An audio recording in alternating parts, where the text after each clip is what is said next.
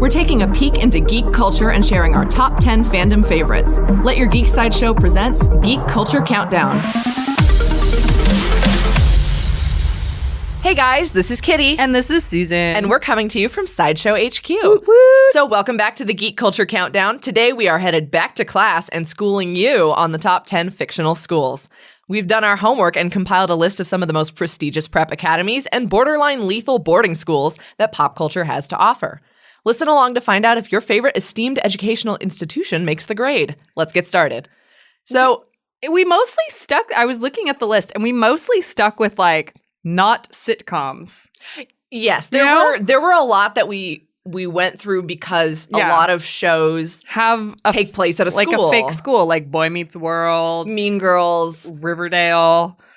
But these ones, I think we tried to choose something that's a little more than just the setting. Yeah. It's part of the plot. Yeah, it's a place. I feel like a lot of these schools are characters, kind of, and part of the plot, like you just said. And a good number of them, not all of them, are places that most pop culture fans would say, yes, I'd love to go there. There's a couple that I'm like, I don't want to enroll, but... I mean, I pretty much really want to go to all of them. Yeah. Yeah. All right. Even that one that I think you're referring to, I would go there. Okay. Fair enough. Just saying. Anyway. All right. So then let's get started and introduce you guys to our top 10 fictional schools. So number 10 on our list is Hill Valley High. Hill Valley High is basically the classic all-American high school from the Back to the Future series. It is the alma mater of both George McFly and Marty McFly, as well as his mother and all the most of the characters, Biff and all the characters there.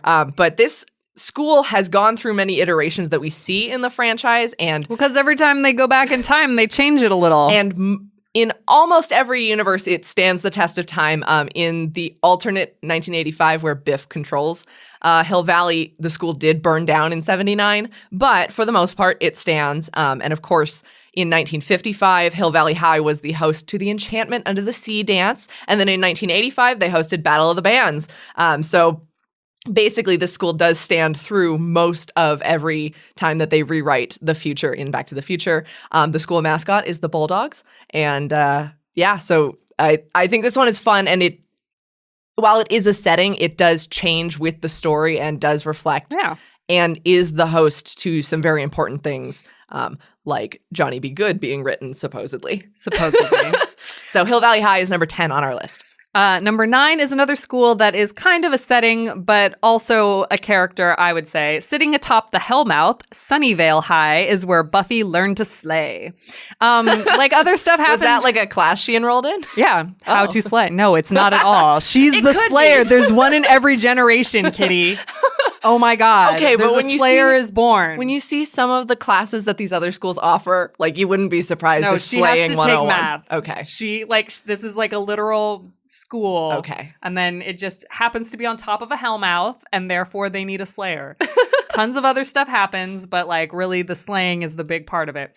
Willow becomes a witch, Xander falls in love with a demon, and Giles is pretty much the best thing that has ever happened to anyone ever. That's a bold statement. No, that's true. Giles forever. Giles is the librarian at Sunnydale High and Buffy's watcher, and he is amazing. Giles forever. Hashtag. But really, Sunnyvale made the list because of its pure weirdness and all the events that happen because there's a high school on top of a Hellmouth. The end.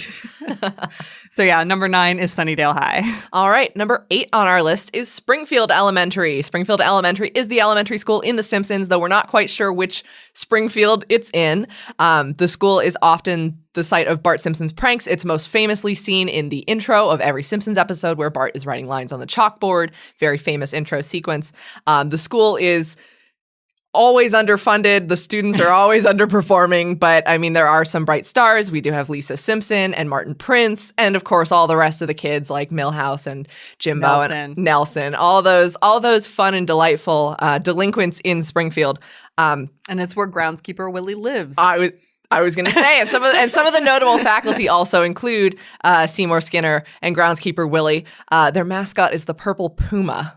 And I was going to write something about the superintendent being Chalmers, but when I did, I wrote Super Nintendo Chalmers, so I just left it off the list. But of course, this is the... What school district are they in that he's the superintendent?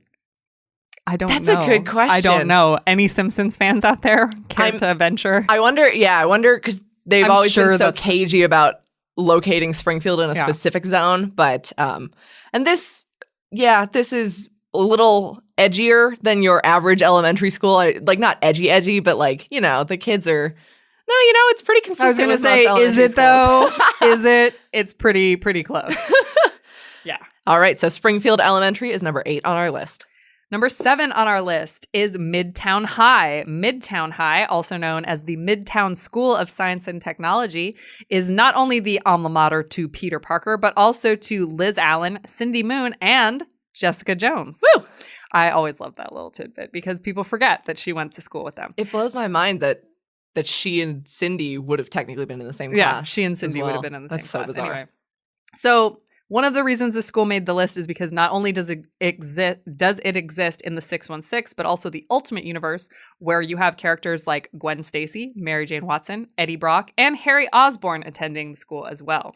To me, the school really made the list because of how often it appears in Marvel Comics, how it is also the setting of a lot of Peter Parker's origins, as well as it kind of has become a character in his origin story, as well as the origin stories of these other characters that they've mentioned, like Cindy and Liz. Not so much Jessica, but you know what I mean. Yeah. And it's just a very consistent school in the Marvel Comics universe, in multiple Marvel comic universes. And it has also been used as the setting of cartoons and movies. And like, a lot of it was really weird when you look at the characters that have attended, because there's also like minor characters, like Flash and stuff like those characters. But then you see the teachers list and it's like killed by lizard, killed by like you don't want to be a faculty member at Midtown High, that's for sure, because they're mostly killed or become supervillains. So no, that's number 7 on our list, Midtown High. Well, speaking of schools that have supervillains on their faculty, number 6 on our list is Superhero High from the DC Superhero Girls universe. This is a newer school, but I think it of the vein of, everyone loves to do their little like high school alternate universes. There is an Avengers Academy in the comics that is distinct, but there was recently like a mobile game where it's like everybody loves that, like age down your superheroes kind of thing and have the certain characters be the faculty. So the DC Superhero Girls universe does just that. They've aged down a lot of their characters as teenagers, made this series really fun and accessible for kids. And it is home to not only superpowered and super intelligent students, but just those who really, really have strong personalities and want to come to Superhero High and learn. It's located in Metropolis, and the faculty does have heroes and villains on it, like Gorilla Grodd and Granny Goodness, and then Commissioner Gordon. The school offers a wide variety of classes for its teenage heroes, including classes. So this is where we get into Slayer 101 could have been a class, Flyers Ed, Intro to Supersuits, Weaponomics, and Poetry. I'm just like, it's so funny. Not until you've mentioned Superhero High has it occurred to me. Like, I'm like, oh my God, there's 2 other schools that I should have like mentioned before we put on this. Anyway, whatever. But just because I was like, oh my God, it'd be like Acme University. Yeah. Totally should have, which made me start thinking about, so spoiler alert, Acme University, not on the list. The other one is Monsters University. Oh. Oops. So oops, I guess we're going to have to do another one. We will have to do another one of these podcasts. And then current students enrolled at the school include Batgirl, Supergirl, Harley Quinn, Animal Man, Cyborg, and some of the graduates include Superman, Plastic Man, and Dr. Midnight. So they chose some superheroes to already have graduated. Oh, that's awesome. But it's cute because it's like a co-ed school, even though the universe is DC Superhero Girls, but they've got like all the Teen Titans characters are there. Hey, I got the Teen Titans back in another I know, podcast. look, our multiverse of podcasting. And just, so many different characters. Yes. The caveat, why those 2 schools wouldn't apply. These are all human schools. I just looked at our list. Humans, for the most part, attend all these schools. Then we'll do a monster school. Or a non-human school. Non-human school. Anyway, there we go. Anyways, so Superhero High from DC Superhero Girls is number 6 on our list. So our honorable mention, we included because it is a place of learning, while it is not a school, so our honorable mentions the Jedi Academy, and this isn't a real school, nor is it even a real place. The Jedi Academy takes the honorable mention because it is legitimately only canon in one video game and maybe in the Disney parks, since it's part of that in the parks. Oh, I love the Disney Park Jedi Academy. I have beef with it since I'm too old, apparently. Oh, okay. But yeah, Anakin was too not a old. Whatever, youngling. I'm not a youngling. Fine. But it's mostly what is known as the Jedi Academy consists of the Jedi Temple and the Jedi Archives, where younglings and Padawans can refine their craft and kind of expand on their knowledge. But as you all know, once someone becomes a Padawan, the school is more of an apprenticeship situation, and there's not really like a physical school. I was just talking about this during my rewatch of the Clone Wars. You know what's kind of awesome about Ahsoka as a Padawan? Or being a Padawan during the Clone Wars? Think about how many masters she got to learn from. That's true. If you were in a, yeah, it sucks to be a Padawan in a time of crisis in the galaxy, but she got to learn from Isla Sakura and Shakti and Kit Fisto and Plo Koon, like all these amazing Jedi masters. And she really would have only had Anakin as her influence if it was a time of peace. So upside, downside, I don't know, you decide. Honorable mention goes to the Jedi Academy. Because it's not really a school. I can see where Jedi like to do their practice out in the field. It seems more like an internship than a school. It's definitely like an apprenticeship internship situation. Intergalactic internship. Aww. I'm sure some people will take issue with that. But, I know. They can take issue with it, but I felt like, well, first, we all agree that a Jedi is something that is learned. Absolutely. It's an intuitive ability, like something you're born with, an innate thing, but it's also something you have to develop and learn.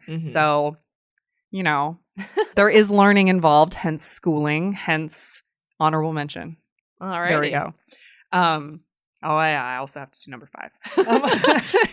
So number 5, okay, this is another one. So number 5, we get that here, the Umbrella Academy. Academy is basically in name only. However, it is a physical place, and in that physical place, learning does happen. So we even had to pirate a comic book. Even if there's only a few. 7 students and 1 master. I was going to say, and 7th one doesn't make it back. Yeah.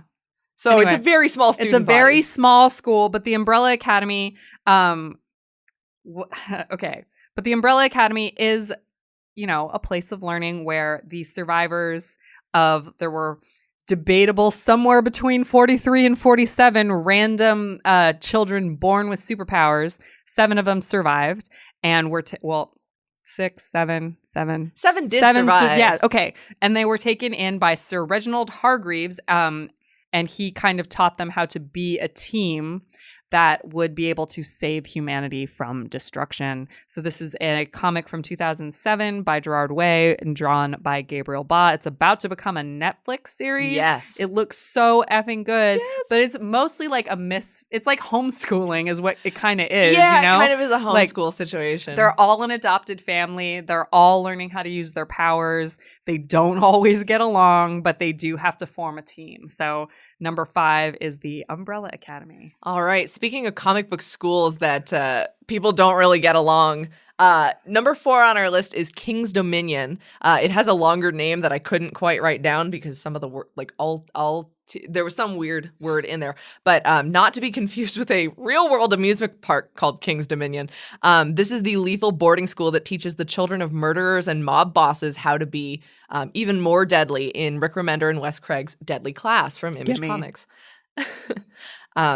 Give me. I was going to say, is this the school that you wanted? Yeah, I totally want to go there. Okay, so now I'm a little scared because Susan wants to go to the Assassin's Academy. Why would I not want to go there? I don't know. It seems a little scary. Oh my gosh. I wouldn't cut it. Kitty would not cut it at King's Dominion. So we're just getting that out of the way. I totally want to go there. But the school is located in San Francisco, and students are taught to be the next generation of hired assassins for crime syndicates around the globe. So basically, instead of the Glee Club or the chess club at this school, King's Dominion offers a number of fighting factions, including the Kuroki Syndicate, the Final World Order, the Sotovatos, and more. So basically, it's a bunch of It's just roving gangs of teenagers, and teenagers at a normal high school are already so mean. Bring it.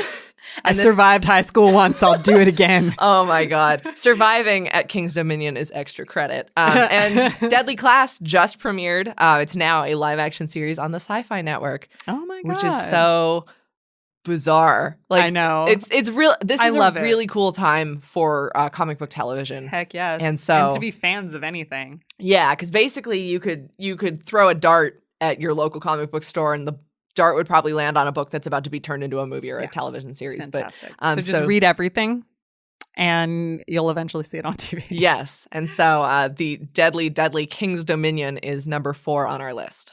Number 3 on our list is another school that I would like to attend. Number 3 is Starfleet Academy. Starfleet Academy is serviced and maintained by the United Federation of Planets.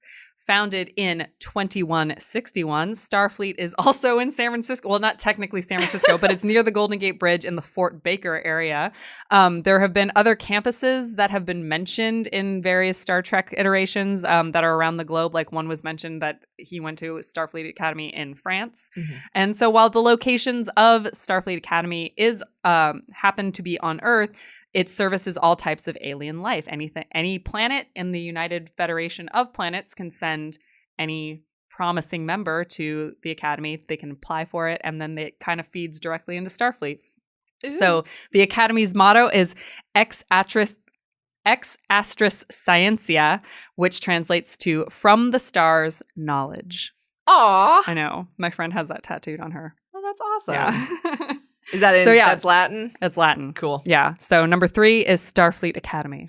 Well, I found the Latin motto for our number 2 school on the list, located at 1407 Graymalkin Lane in Westchester County, New York. This school for mutants has gone by many names: Xavier's Academy for gifted youngsters. Xavier's Academy for Gifted Youngsters, the Jean Grey School for Higher Learning, the X Haven, and most currently it's known as the Xavier Institute for Mutant Education and Outreach. So that whichever name you call it by, that's number 2 on our list. This school provides a safe place for young mutants to receive education both in traditional schooling and for their the control and understanding of their bizarre powers.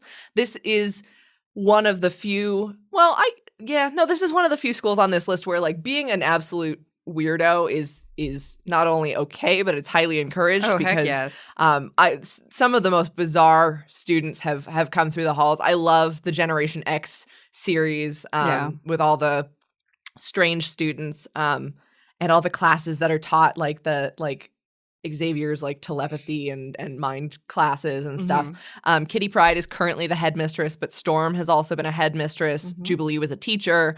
So it's really fun to see students come through here and then cycle through and then teach the next generations of mutants. And the school motto is mutatis mutandis. I don't speak Latin, meaning once the necessary changes have been made. So it kind of alludes to the evolution of mutants as not quite human, but also changing and teaching the students how to control those mutant powers, which I think it's just really cool. Perfect, succinct. And a lot of people are probably wondering why that school's not number 1 on our list. And that's because in our cinematic shared universe of podcasts, Xavier's took number 1 on our list of superhero headquarters. But also number 1 deserves to be number 1. Yes, it does. But if you want to listen to more reasons why we just absolutely love Xavier's, check out our top 10 superhero headquarters podcast. With that, I'm going to, since we're doing Latin mottos for these top 3s, this school also has a Latin motto. Good luck with this. No, I love it. Okay. Draco dorminin nuquam titilandus, which means never tickle a sleeping dragon. And that is the motto for Hogwarts School of Witchcraft and Wizardry. Number 1 on our list. I dare anyone to argue with me specifically about this. Kitty sure wouldn't. Regardless, she was just like, no, Hogwarts is number 1. It's fine. Oh, no, absolutely. So regardless as to whether or not you are an actual Potter fan, you can't deny 2 things about this. 1, you want to go to Hogwarts. And 2, J.K. Rowling is a genius. She created a massive universe with these books that has expanded into so many different things, and now there's more movies and prequels. Anyway, we'll get there. Hogwarts is the wizarding school that services the United Kingdom. Students receive their letters at age 11 and then attend Hogwarts for the next 7 years, taking everything from potions and transfiguration to divination and defense against the dark arts. The world has expanded beyond the castle walls into theme parks, even the notion of wizarding schools around the globe, which she has released. There's Ilvermorny in the United States, though I will argue that one school in the United States is impractical. There are so many magical people that I've met. There have to be more than one school. Whether you came in with the books, the movies, Fantastic Beasts, or Cursed Child, Hogwarts has sparked something inside of you that no matter what and no matter how far you wander, Hogwarts will always be there to welcome you home. Aww. And that's why Hogwarts is number 1 on our list. I mean, more so than any of these other schools, when you walk up to someone and say, "What's your house?" They know. Like, they know. And even if they're not the biggest fans, or they just have seen the movies, or just some small interaction with the Hogwarts mythos, most people know their house affiliation. There's a really good example of that, and that's my friend JC, has never read the books and has just started to watch the movies, and he knew he was a Slytherin. He just knew. Yeah, it's a great, more so than the Myers-Briggs type test. Yeah. If you're looking for a quick way to get a feel for someone's personality, find out what they consider themselves to be as a Hogwarts house. So I think the Sorting Hat does take your choice into account, which is my only problem with the Pottermore test, is that the last question on that test is, what house do you think you are? Because that is a thing. That is a thing. I'm sorry. It is. I mean, I have never been sorted into any other house except my house. So I'm in that kind of minority where I just always am a Ravenclaw no matter what. Oh, me too. Yeah, I know. Yeah, that's one of the reasons we bonded right away. We're like, oh, same house, high five.